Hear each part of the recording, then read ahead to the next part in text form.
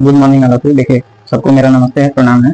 तो आज हम आप लोगों को बताएंगे विश्व मानचित्र के बारे में कि विश्व में कौन कौन से देश हैं, मानचित्र कैसे पढ़ा जाता है, महासागर कितने हैं और महाद्वीप कितने हैं, देश महाद्वीपों पर कौन कौन से हैं और उनकी क्या क्या कौन कौन सी राजधानियां हैं। ठीक है, तो इसके बारे में डिटेल हम आपको आज बताने वाले हैं। ठीक, तो बिना किसी देरी के हम लोग टॉपिक पर डायरेक्ट आते हैं। इंट्रोडक्शन वगैरह हम लोग लास्ट में कर लेंगे कि मैं कौन हूँ, मैं क्यों पढ़ाना चाहता हूँ, मैं क्यों आप लोगों को कुछ बताना चाहता हूँ। ठीक है, तो चलिए शुरू करते हैं। तो विश्व मानचित्र यानी कि वर्ल्ड मैप, ठीक ना, वर्ल्ड मैप। हिंदी इंग्लिश दोनों लिखेंगे ताकि जिनको हिंदी नहीं अच्छे से, हालांकि हिंदी तो सबको समझ में आता है, लेकिन जिनको थोड़ा सा नहीं दिया आएगा वो इंग्लिश वाला भी देख लेंगे तो अच्छे से उनको समझ में आएगा। ठीक है, चलिए शुरू करते हैं। तो विश्व मानचित्र हम लोग क्यों पढ़ते हैं? विश्व मानचित्र एक्चुअली हम लोग इसलिए पढ़ते हैं क्योंकि जो हमारे इस दुनिया में जितने देश हैं, ठीक ना, उनका क्षेत्रफल कितना है, उनके पड़ोसी देश कौन कौन से हैं, इनसे किनका कैसे व्यापार होता है, उनके आने जाने के रास्ते कौन कौन से हैं, ठीक ना, इन सब के बारे में डिटेल जानकारी, कहाँ पे कितना बज रहा होगा। अभी जैसे होता है ना कि हम लोग डिटेल से 5.5 घंटा आगे चलते हैं। ठीक, तो इस तरीके से पूरा जानकारी, डिटेल जानकारी जानने के लिए हम लोग विश्व मानचित्र को पढ़ना प्रेफर करते हैं। ठीक, और भी सारी चीजें, भौतिक भूगोल, मतलब उनके भौतिक स्ट्रक्चर कैसे हैं, कौन कौन से पहाड़ पर्वत, कौन कौन सी उनकी श्रृंखलाएं उस कंट्री में है, कौन से ज्वालामुखी है, ये सारी चीजें जो है विश्व मानचित्र में हम लोग देखेंगे। ठीक है, तो चलिए शुरू करते हैं। हालांकि विश्व मानचित्र पढ़ने से पहले हमको थोड़ा सा जानना पड़ेगा पृथ्वी के बारे में, पृथ्वी कैसे बना, उसके बाद हम लोग देखेंगे उसके देश कौन कौन से हैं, महाद्वीप कौन कौन से हैं, महासागर कौन कौन से हैं। ठीक, तो चलिए शुरू करते हैं पहले पृथ्वी के बारे में जानना। ठीक, तो पृथ्वी जो है, पृथ्वी का निर्माण, पृथ्वी जो है इसका निर्माण जो है आज से करोड़ों 4-5 करोड़ साल पहले हुआ। 5 करोड़ ईयर बिफोर, ठीक ना, 5 करोड़ साल पहले पृथ्वी का निर्माण हुआ। तो पृथ्वी आज जैसा दिखता है वो एक्चुअली शुरुआत में ऐसा नहीं था। तो कैसा था? पृथ्वी जो था आज से करोड़ों साल पहले एक विशाल का अग्नि का पिंड था। अग्नि बोले तो आग, ठीक ना, फायर, फायर का पिंड था, ठीक, आग का गोला था। तो इसमें क्या हुआ कि घनघोर वर्षा के कारण, ठीक ना, घनघोर वर्षा के कारण खूब बारिश हुआ, इधर खूब बारिश हुआ, ठीक ना। तो क्या हुआ, धीरे धीरे पृथ्वी जो है वो ठंडा होना शुरू हुई। इस पर कई सारे तूफान, हवा, ठंडी गर्मी हवाएं, हर तरीके का, मतलब उछल पुछल समझ लीजिए एक तरीके से, ठीक है। उसे होने के बाद क्योंकि पृथ्वी भी ऐसा जो बिग बैंग हुआ था, इसके बाद ब्रह्मांड का निर्माण हुआ और ब्रह्मांड के बाद जो सौर मंडल आया, सौर मंडल में मेन है सूर्य। तो ऐसा माना जाता है कि सूर्य का ही ऐसा टुकड़ा है पृथ्वी और बाकी ग्रह भी किसी एक ही पिंड के, जिसमें से एक सूर्य हो गया और बाकी आप ग्रह और कुछ जैसे चंद्रमा, ये सब बने, ठीक है। तो पृथ्वी क्या है कि विशाल अग्नि का पिंड था, ठीक। अब इस पे बारिश होने के कारण धीरे धीरे लाखों करोड़ों साल तो लग गए इसको ठंडा होने में, पृथ्वी को, ठीक है, ठंडा होने में लग गए। अब जो है पृथ्वी क्या है, धीरे धीरे ठंडा हुई। ठंडा होने के बाद क्या है, ये बारिश इतना सारा हुआ, पानी जमा हुआ पृथ्वी पे, तो ये पानी कहीं ना कहीं तो इकट्ठा होगा ना। तो ये क्या हो, पृथ्वी का जो मेंटल होता है, मेंटल, क्रस्ट, मेंटल और कोर, 3 परत होते हैं पृथ्वी के। तो इसमें भी हम सब कोर की बात करते हैं तो क्रस्ट के 2, ऊपरी क्रस्ट, निचली क्रस्ट, फिर ऊपरी मेंटल, निचली मेंटल, फिर ऊपरी कोर और निचला कोर, ठीक है। तो इस तरीके से ये लेयर होते हैं। तो जो मेंटल वाला लेयर होता है अर्थ का, वो क्या होता है, अनस्टेबल, मतलब कि वो मूव करता रहता है क्योंकि वो सॉलिड फॉर्म में नहीं होता है, ठीक। तो मेंटल की अनस्टेबिलिटी के कारण, अस्थिरता के कारण, ठीक है, अनस्टेबिलिटी के कारण पृथ्वी में इधर उधर क्या हुआ, मूवमेंट हुआ, ठीक है, पूरे अर्थ में मूवमेंट हुआ। इससे क्या है, पृथ्वी जो है 2 भागों में टूट गई, ठीक। ये गोला जो है 2 भागों में टूट गया। इससे पता है ना 3 इडियट में किस गोला का है, ठीक। तो ये सॉरी 3 इडियट में, वो आमिर खान का एक मूवी है ना, नाम नहीं याद आ रहा मूवी का, उसमें बोलता है ना अपन किस गोला के हैं, वो किस गोला का है। तो ये एक्चुअली ये गोला जो था, पृथ्वी का पहली बात तो संरचना जो है वो लिक्विड है, इसका ढक्कन थोड़ा सा आलू के समान, ठीक ना। तो इसको हम लोग एक स्फीयर, मतलब गोला के रूप में गेंद के समान मान के करते हैं, ठीक। तो ये हो गया पृथ्वी का अनस्टेबिलिटी के कारण 2 भाग में टूट गया, ठीक। तो 2 भाग में टूटने के बाद क्या हुआ कि जो ऊपरी वाला भाग हुआ तो उसको लॉरेशिया बोला गया, लॉरेशिया, ठीक ना, लॉरेशिया। और जो नीचे वाला भाग था उसको गोंडवाना लैंड बोला गया, गोंडवाना लैंड, ठीक है, गोंडवाना लैंड।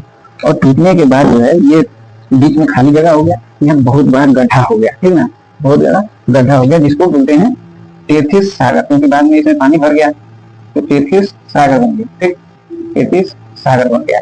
अब इसी टेथिस सागर के पास आज जो है, जो हमारा हिमालय पर्वत है, ठीक ना, हिमालय पर्वत श्रेणी है, वो इसी टेथिस सागर में बना हुआ है। दोनों के क्या है, वलय के कारण, वलय के कारण, वलय क्या होता है, जब 2 चीजें पहले आपस में आती है तो ये जो है ये कुछ ऐसे उठ जाता है। तो वलय के कारण जो है, तो ये टेथिस सागर के पास हिमालय पर्वत का निर्माण हुआ, ठीक है। अब देखिए, अब तो ये दो भाग में बढ़ गए। उत्तर वाला जो हिस्सा था उसको लॉरेशिया बोला गया और जो दक्षिण वाला हिस्सा था उसको गोंडवाना लैंड बोला गया। अब इसी टूटने के क्रम में क्या हुआ, ये हिस्से भी आपस में फिर से वही मेंटल की अनस्टेबिलिटी के कारण आपस में टकराए और उससे भी दो टुकड़े के बाद कई सारे टुकड़ों में बढ़ गया, ठीक है। दो टुकड़े के बाद कई सारे टुकड़ों में बढ़ गया। तो इसमें कुछ छोटे बड़े, ठीक है, कुछ द्वीप हो गए, कुछ छोटे द्वीप हो गए, कुछ बड़े द्वीप हो गए, ठीक है। तो कई सारे भागों में टूट गया।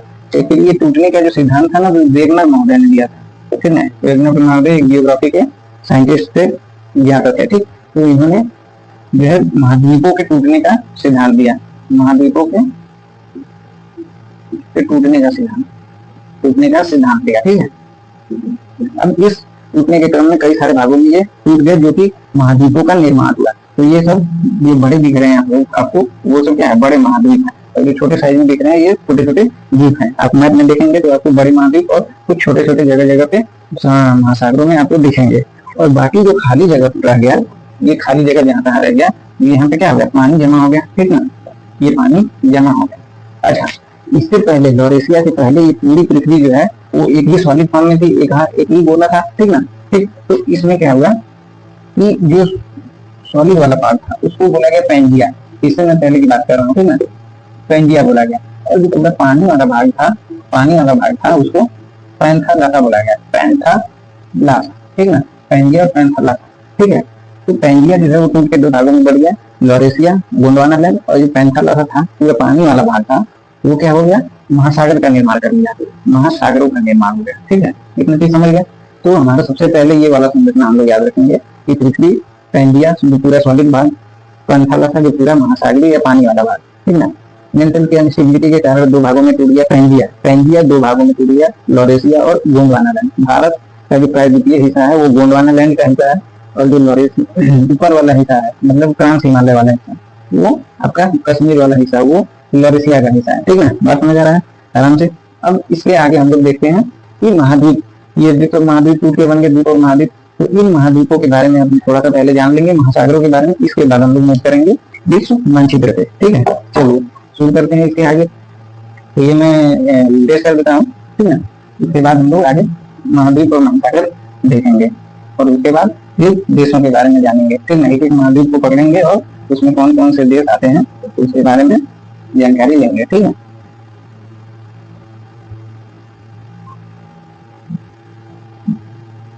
चलिए, तो यहाँ पे जो पृथ्वी पे महाद्वीप बने वो 7 बड़े महाद्वीप बने, ठीक है, 7 बड़े महाद्वीप बने, ठीक। और जो पानी वाला पूरा भाग था उसको हम लोग 5 भागों में डिवाइड किए। कौन कौन से 7 महाद्वीप पहले देखेंगे। तो महाद्वीपों को हम लोग इस तरीके से देखेंगे ताकि हमको याद नहीं करना पड़े कि बढ़ते और घटते क्रम में क्षेत्रफल के हिसाब से, तो हम लोग ऐसे ही शुरू से याद करेंगे। तो 7 महाद्वीप, ठीक है, 7 महाद्वीप, ठीक। तो 7 महाद्वीप कौन कौन से हुए वो हम लोग देखेंगे, ठीक ना। तो सबसे बड़ा इसमें जो क्षेत्रफल टूट के आया वो हुआ एशिया महाद्वीप, ठीक ना, एशिया महाद्वीप। दूसरा जो आया वो होगा अफ्रीका महाद्वीप, अफ्रीका महाद्वीप क्षेत्रफल के हिसाब से ये पहला होगा बड़ा, सबसे बड़ा, ठीक है, क्योंकि बहुत सारे देश इसी पे, हालांकि सबसे ज्यादा देश जो है वो अफ्रीका महाद्वीप में है, लेकिन इन देशों का क्षेत्रफल छोटा छोटा है। लेकिन एशिया में जो भी देश है वो मैक्सिमम बड़े देश हैं, तो छोटे देश हैं। जैसे एशिया में ही रूस आ जाता है इतना बड़ा, फिर चाइना आ जाता है इतना, फिर भारत आ जाता है, कजाकिस्तान वगैरह, ये सब बड़े देश आते हैं, ठीक ना। तो एशिया हो गया, अफ्रीका हो गया। इसके बाद आपका तीसरे नंबर पे उत्तरी अमेरिका का क्षेत्रफल जा रहा है, उत्तरी अमेरिका, ठीक है, नॉर्थ अमेरिका। चौथे नंबर पे जो क्षेत्रफल आता है वो दक्षिणी अमेरिका का, जिसपे उत्तरी अमेरिका के कौन से तीन बड़े देश हैं, कनाडा, यूएस और आपका मेक्सिको, 3 बड़े देश हैं। इसके बाद दक्षिणी अमेरिका जिसमें ब्राजील, चिली, अर्जेंटीना वगैरह ये सब आते हैं, वो दक्षिणी अमेरिका में आते हैं, ठीक है, साउथ अमेरिका, ठीक। इसके बाद जो क्षेत्रफल 5वें नंबर पे सबसे बड़ा वो है आपके अंटार्कटिका का, अंटार्कटिका, ठीक है। अंटार्कटिका का क्षेत्रफल है जो सबसे दक्षिणी भाग में, पृथ्वी का दक्षिणी ध्रुव भी बोला जाता है, अंटार्कटिका दक्षिणी ध्रुव पे स्थित है। अंटार्कटिका ये पूरा साल भर बर्फ से ढका हुआ रहता है, पूरा बर्फ से ढका हुआ रहता है, ठीक है। 6वां नंबर पे जो आता है वो यूरोप का आता है क्षेत्रफल, यूरोप का क्षेत्रफल। और जो 7वें नंबर पे आता है वो है ओशिनिया महाद्वीप, ठीक है, ओशिनिया महाद्वीप, ओशिनिया महाद्वीप। हो सकता है आपको वीडियो में ना भी दिखा होगा, तो हमारे आवाज को सुनेंगे तो आपको समझ में आ जाएगा, ठीक है। ओशिनिया महाद्वीप, अब ओशिनिया महाद्वीप एक्चुअली, ओशिनिया महाद्वीप का जो सबसे बड़ा हिस्सा है वो ऑस्ट्रेलिया है, ठीक है, ऑस्ट्रेलिया।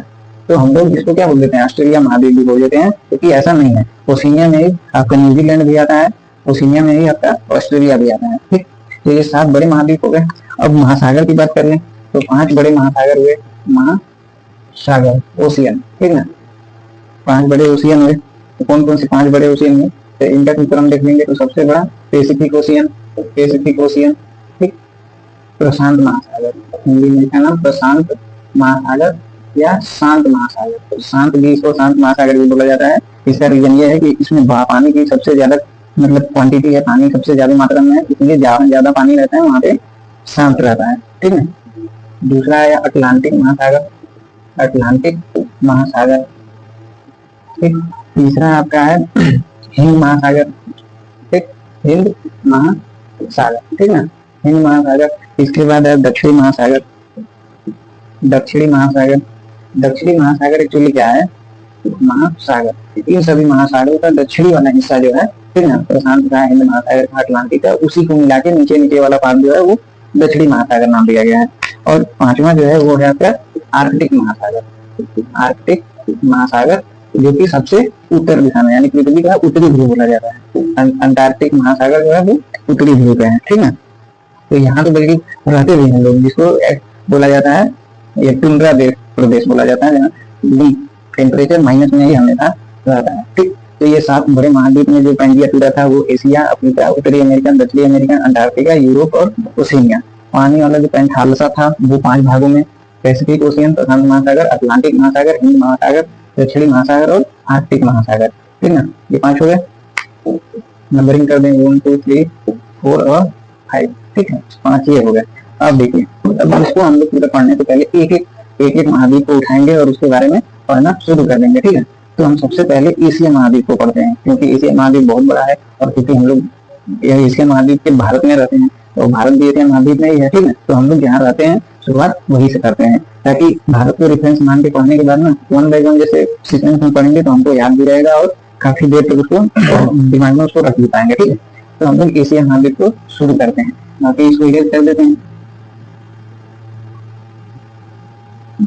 अब ध्यान से समझते जाएंगे ना तो बिल्कुल भी दिक्कत नहीं आएगी, अब ज्यादा याद भी नहीं करना पड़ेगा, समझ में आसानी से आता रहेगा, ठीक है। तो हम लोग देखते हैं एशिया महाद्वीप का। एशिया महाद्वीप, एशिया महाद्वीप के बारे में पहले मोटी मोटी बात बता दें, इसके बाद देख। एशिया महाद्वीप में टोटल 48 कंट्री आते हैं, 48 कंट्री, कहीं कहीं पे 49 भी लिखा रहेगा, ठीक। तो यूएनओ द्वारा, जो यूनाइटेड नेशन ऑर्गेनाइजेशन है, उसके द्वारा जो मान्यता प्राप्त कंट्री है वो 48 ही है, ठीक है।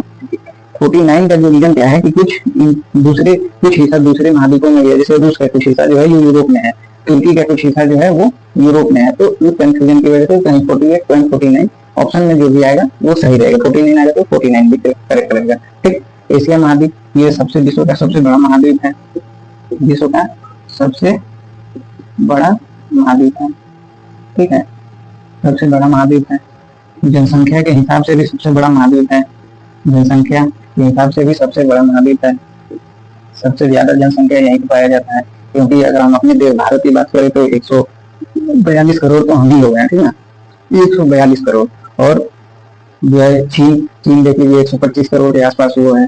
फिर इधर आपका चीन के बाद पाकिस्तान हो गया, बांग्लादेश हो गया, ठीक है। तो बड़े बड़े जो जनसंख्या वाले देश हैं वो एशिया महाद्वीप में ही है, ठीक है। जो 100 करोड़ के पार हैं 2 देश हैं, बाकी 20 करोड़ 30 करोड़ ऐसे 25 करोड़ या 15 करोड़ इस तरह के जनसंख्या वाली कंट्री भी एशिया महाद्वीप में है, ठीक है। अब एशिया महाद्वीप में ये 40 कंट्रीज हैं, अगर हम ऐसे नाम लिखें और उसका राजधानी याद करें तो बड़ा कठिन होगा, ठीक है, याद रखना बड़ा मुश्किल हो जाएगा। तो उनको क्या है कि कई सारे ऑर्गेनाइजेशन है, ठीक है, जो आसपास के, जैसे भारत ही है तो आसपास के देशों के साथ एक ऑर्गेनाइजेशन बना के रखा है जिसमें ट्रेड डील करने में आसानी होती है, ठीक है। तो ये जो आसपास के पड़ोसी देश हैं होते हैं वो एक ग्रुप बना लेते हैं जैसे व्यापार करने के लिए, ठीक है, फ्री ट्रेड एग्रीमेंट कर लेते हैं, मतलब कि व्यापार कैसे करेंगे उसके लिए अपना एग्रीमेंट कर लेते हैं, संगठन बना लेते हैं। तो हम कौन कौन से संगठन है उसी के हिसाब से हम लोग देशों का नाम देखेंगे और उस संगठन में कौन कौन से देश हैं और कौन कौन से संगठन है उनके हिसाब से पूरा देखेंगे, याद भी हो जाएगा, ठीक है। तो ये एशिया महाद्वीप में हम सबसे पहले शुरू करते हैं भारत को रेफरेंस लेकर। ठीक है, भारत को रेफरेंस लेकर शुरू करेंगे तो समझ में भी आएगा। ठीक, तो सबसे जो भारत विश्व संगठन से जुड़ा हुआ है वो एक्चुअली हम लोग एशिया के दक्षिण हिस्से में, जो भारत है वो एशिया के दक्षिण हिस्से में यानी दक्षिण एशिया में आता है। ठीक ना, दक्षिण एशिया में आता है। ठीक, तो हम भारत भारत के बारे में देखेंगे। भारत दक्षिण एशिया में, तो दक्षिण एशिया देशों का एक संगठन है अपना, ठीक ना, जिसका नाम है आपका दक्षिण एशिया के देशों का संगठन है। ठीक है, जिसमें भारत, मालदीव, श्रीलंका, आपका बांग्लादेश, पाकिस्तान, अफगानिस्तान, नेपाल, भूटान, ये सब देश आते हैं, जिसको सार्क बोलते हैं, SAARC। ठीक है, सार्क देशों का एक संगठन है जिसमें टोटल 8 देश आते हैं। ठीक ना, सार्क में 8 देश आते हैं, 8 देश। सार्क का क्या है, तो सार्क का फुल फॉर्म जो होता है वो होता है south Asian Association for Regional cooperation. ठीक है, south Asian Association for Regional cooperation, जिसमें हिंदी में सार्क को पहले तो हिंदी में दक्षेस बोला जाता है, दक्षेस। ठीक है, दक्षेस बोलते हैं। ठीक है, दक्षेस, South Asian Association for Regional Cooperation, मतलब दक्षिण एशियाई क्षेत्रीय सहयोग संगठन, इनका हिंदी में नाम है। ये दक्षिण एशिया में जितने भी देश हैं, ठीक ना, दक्षिण एशियाई क्षेत्रीय मतलब देश सहयोग संगठन, उनका आपस में तालमेल सहयोग, ठीक है, ट्रेड वगैरह करने के लिए, तो उनका एक ग्रुप है सार्क, जिसमें 8 जो देश हैं वो देश कौन कौन से आते हैं, वो देश का अगर हम बताएं तो सबसे पहले इसमें सबसे जो बड़ा देश है वो भारत है। ठीक है, लेकिन हम सीक्वेंस के हिसाब से याद रखेंगे ताकि मानचित्र में पढ़ने में हमको आसानी होगा, याद भी उतना नहीं करना पड़ेगा। पहला देश अगर हम देखेंगे तो मालदीव आता है। ठीक, मालदीव, दूसरा आता है श्रीलंका, तीसरा जो आता है वो भारत, दैट इज इंडिया। चौथा जो है वो आता है हमारा लड़का पाकिस्तान। ठीक है, क्योंकि पाकिस्तान तो हम ही लोगों से जन्म लिया है ना, भारत से। और 5वां आता है अफगानिस्तान, ठीक, अफगानिस्तान हो गया। 6वां आता है आपका नेपाल, 7वां आता है आपका भूटान, और 8वां जो है वो अपना पोता यानी बांग्लादेश। ठीक, बांग्लादेश हो गया। ये 8 जो है देश आते हैं जो कि सार्क के अंडर में आते हैं। ठीक, सार्क का मुख्यालय अगर बता रहे तो इसका मुख्यालय काठमांडू में है। ठीक, काठमांडू नेपाल में है। ठीक है, सार्क का मुख्यालय काठमांडू में है। और ये 8 देश हो गए। अब इनको हम लोग मानचित्र पे देख लेते हैं। ठीक है, मानचित्र यानी मैप पे देख लेते हैं। तो मैप हम लोग ड्रॉ करेंगे इस बोर्ड पे और देखेंगे कि कौन कौन से देशों का स्थिति कहाँ है। ठीक है, चलिए शुरू करते हैं। इनको मैप पे देखना, इसको हम हटा दें। ठीक, हटा देते हैं और मैप पे देखते हैं कि इनकी स्थिति क्या क्या है। एक बार फिर से आप लोग हमारे साथ दोहराइए कौन कौन से देश हैं। तो पहला हो गया मालदीव, दूसरा हो गया श्रीलंका, और तीसरा हो गया भारत, चौथा हो गया पाकिस्तान, 5वां अफगानिस्तान, नेपाल, भूटान और बांग्लादेश। ठीक है, ये आपके 8 देश हो गए। 8 का मुख्यालय पूछे तो काठमांडू में, 4 का मुख्यालय नेपाल यानी काठमांडू में है। ठीक, अब भारत को रेफरेंस मान के इनका स्थिति देखते हैं। तो अगर हम भारत का मैप बनाए, पॉलिटिकल मैप बनाए, ठीक है, तो आप लोग चाहें तो मेरे साथ बना सकते हैं, क्योंकि कल तो आप लोग ड्राइंग कर ही होंगे अपने क्लास टाइम में, स्कूल टाइम में, तो इसको बना दो। ठीक है, तो ये देखिए बहुत आसान होता है भारत का नक्शा बनाना। क्योंकि अपने देश का नक्शा अगर बनाने में प्रॉब्लम हो रही है तो फिर देश का भविष्य कैसे बनाएंगे भाई। कुछ मिल रहा है, कुछ नहीं, बहुत हद तक मिल रहा है, थोड़ा सा बाकी रह गया। इधर अंडमान निकोबार, ठीक, नीचे अंडमान और निकोबार, ए एंड ए, ठीक है, ये भारत। ठीक है, भारत हो गया। अब देखिए भारत एक देश हो गया, इसको रेफरेंस मान के बाकी कंट्री जो है, पहला नंबर पे कौन था, मालदीव। तो मालदीव की स्थिति कुछ यहाँ का है। मालदीव जो है वो द्वीपों का देश है, मतलब कि कई सारे द्वीपों से मिलकर मालदीव बना हुआ है। ठीक है, तो ये हो गया यहाँ पे मालदीव जो लक्षद्वीप के नीचे है। ठीक, दूसरा हो गया श्रीलंका, एक नंबर इसको देते हैं। दूसरा ये भारत का पैर पकड़ के लगता हुआ है श्रीलंका। ठीक, श्रीलंका। तीसरा हो गया अपना बच्चा पाकिस्तान। तो पाकिस्तान का हम बनाए रखा, तो यहाँ पे कुछ हद तक बन गया। ठीक है, पाकिस्तान। हालांकि इसका अगर गूगल पे देखेंगे तो इसका जो नक्शा आता है वो डॉग से मिलता है। ठीक है, पाकिस्तान का नक्शा डॉग से मिलता है। ये पाकिस्तान हो गया। इसके बाद हो गया अफगानिस्तान, ठीक है। अफगानिस्तान भी अपना ही था एक समय में, बाद में ये अलग कर दिया ये जाके, ठीक है। तो ये पाकिस्तान हो गया। ये दूसरे नंबर पे श्रीलंका, तीसरे पे भारत, चौथे पे पाकिस्तान और यहाँ पे अफगानिस्तान। अफगानिस्तान भी भारत से टच करता है, ठीक है। अफगानिस्तान, अफगानिस्तान, ठीक है। ये भी भारत से यहाँ पे 106 किलोमीटर टच करता है, ठीक है। हालांकि ये यूपी वाले एरिया से टच करता है, जो अभी अवैध रूप से पाकिस्तान के पास है, ठीक। 106 किलोमीटर ये सीमा बनाता है। ये अफगानिस्तान हो गया, ठीक है। और फिर हो गया 1 2 3 4, ये 5वां। इसके बाद आता है नेपाल। तो नेपाल यहाँ पे अपना हो जाता है नेपाल, ठीक। ये नेपाल हो गया। नेपाल क्या है, भारत की गोद में है, ठीक है। भारत की गोद में नेपाल है। फिर यहाँ आता है भूटान, भूटान। इसके बाद आता है बांग्लादेश, यहाँ पे बांग्लादेश, ठीक है। कितना, ये 6 नंबर, 7 और टोटल 8, ठीक है। तो ये हमारे दक्षिण से यानी 7 के 8 कंट्री हो गए। मालदीव, श्रीलंका, भारत, पाकिस्तान, अफगानिस्तान, नेपाल, भूटान और बांग्लादेश, ठीक। तो इतना हम लोग आज समझेंगे, ये 8 देश के बारे में जानेंगे, ठीक है। तो अभी क्या है कि सबको हम अलग अलग से एक एक देश के बारे में डिटेल बताएंगे, उसके बारे में, उसका राजधानी बताएंगे, उसकी मुद्रा कौन सी है, पैसा क्या चलता है, वहाँ के अभी वर्तमान राष्ट्रपति प्रधानमंत्री कौन से हैं, क्यों फेमस है वो देश, उसका भारत के साथ कैसा रिलेशन है, इन तमाम चीजों के बारे में हम आपको बताएंगे। तो आज के लिए इतना ही, ठीक है। इसके बाद हम लोग नेक्स्ट वीडियो में, नेक्स्ट क्लास में समझेंगे कि क्या क्या इन देशों की खूबियां हैं और क्या क्या कमियां हैं, ठीक है। चलिए आज के लिए इतना ही। अगले वीडियो में हम लोग देखेंगे कि इनके बारे में डिटेल जानकारी, ठीक। चलिए सबको मेरा फिर से नमस्कार, प्रणाम, जय हिंद।